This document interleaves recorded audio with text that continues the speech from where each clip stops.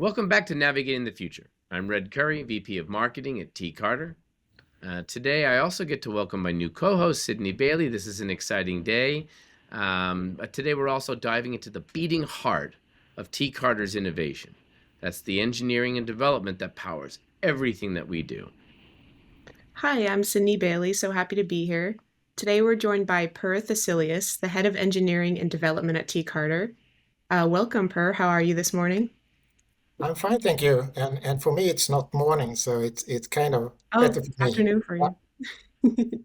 That's right. You're in our Sweden office there in Kristianstad, right? yeah, that's correct. Excellent. Awesome. Well, let's jump right into the first question. Per, you've been leading engineering and development at T-Kartor for a while. What's one advancement or innovation that you're most proud of that our listeners might not know about? Yes, I joined as head of development for a couple of years ago, 2 years ago, and I couldn't really point out a singular achievement. Basically, this company was already a very innovative company when I joined it. We were on the front edge of the technological development for the geospatial area. So I couldn't take any claims for that one. The problem for us was basically that our customers didn't really know what we could do and what we delivered to the market. What we have achieved in a couple of years that we have been able to explain what we are doing, how we are doing it, and what we could do to help our customers. So to advertise that into the market and to our customers is maybe the big thing for us. That's fantastic, and it's true. The messaging, the story, the value. What is the business value of T. Carter? I think you hit a nail on the head with that one. I'd love to ask when you think about the future of T. Carter's solutions, things like Iris, Orion, what's your vision? Where do you see us taking things in the next 2 to even 5 years? Yes, thank you for the question. Basically, our solution are built up on top of our geospatial content management platform called Iris. So the backend, the platform is always the same, and then they are tailored for the use of our customers.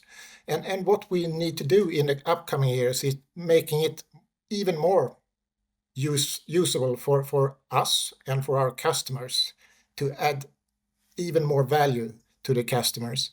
And to do that, we need to make it even more scalable. We need to add the usage of AI to make our processes more efficient and to add them to the customer platform too. A new philosophy of continuous improvement in our organization, that's a part of it too. We must struggle to be better. For each day we are working, we must be better. We need to be better. That's the basic thing. So I see that happening in the upcoming years. That we struggle to be even better. That's a really interesting perspective. So every company faces bumps in the road. From your engineering perspective, what are the biggest challenges that organizations can face when it comes to geospatial solutions? And how do you see us helping to solve those? Yes, in our domain, the geospatial area, because everything we do is connected to the geospatial domain somehow. And what's normal for those kind of solutions is there are lots of data, and all our customers have more than one system, and they have several streams of data in their company and in their IT department. And what we could achieve for them is connecting the data streams. Um, every customer, and that's the trick here. They want to be data driven. They want to steer their production or to want to make decision in a data driven way. But bad data and lack of data will kill the quality. So what we can do here is that we could help the customer to connect the data sources, and we could even enhance the data quality with meta tags and stuff. And we could help them with cataloging the data, so making it basically searchable. So we could add lots of stuff and making higher quality for the customers. Per, this is really great. Something that I hear you saying is scalable, efficient, solves problems, and really real world problems and jobs that have real impact. And what I mean by that is, I think your work is at the intersection of tech and real world impacts. And what excites you most about the people using our solutions, especially when it comes to defense, public safety, the cities and communities that rely on the tools that we're building every day? Tell me a little bit about that. What excites you about that? Yeah, what makes me really happy is when we add some customer value to a new customer. That's really makes me really happy. I have an organization with engineers. They are really happy when they solve a technical issue. But for me, it's more of adding value to the customer when we make their lives easier. Uh, we just delivered two system basically to the Swedish Traffic Authority, and it makes me really happy to see that we make their lives easier and make the decisions easier, because it's an incident management system, and in their world they have lots of information and they struggle to take the right decisions, and with our system they have the common operational picture, and it's easy for them to follow what happens and make the correct decisions, and they love it, and when they love it, I'm happy. That's awesome. This last question is more of a fun one. If you had to explain what we do at T-Kartor to a 10-year-old using only Lego pieces, how would you build it?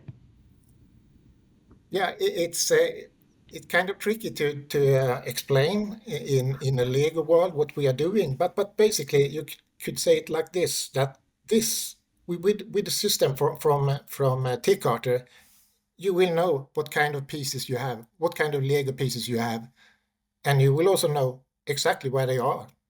So when you have made a decision what to build, we could help you with the visualization of what you're going to build, and that will be the great 3D picture of your masterpiece. That is one of the best answers I've ever heard for one of those questions ever, and that is amazing. All the different pieces, knowing what you need to build, understanding what can be built, and having T. Carter be there to help put those pieces together and give you that picture. Per, I really can't thank you enough. Really great to have you here. Sid, any last thoughts from you or Per?